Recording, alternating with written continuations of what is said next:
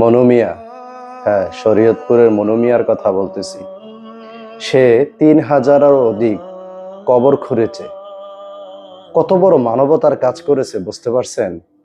এই বর্তমান যুগে এরকম নিঃস্বার্থ কাজ করতে পারে এই এক মনু মিয়া ছাড়া আমি আর কাউকে দেখি না।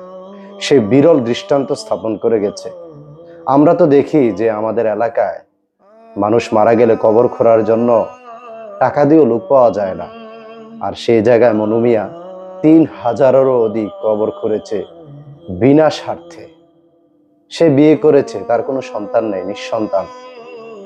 এই মানুষের সেবা করতে গিয়ে, দিনের সেবা করতে গিয়ে সে তার শরীরের প্রতি ওইভাবে খেয়াল রাখে না, যার কারণে মরণব্যাধি ক্যান্সারে আক্রান্ত হয়ে সে ৭৩ বছর বয়সে মারা গিয়েছে।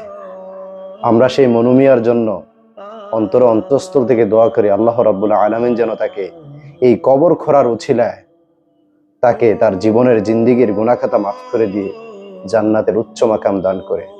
সত্যিই তিনি অসাধারণ।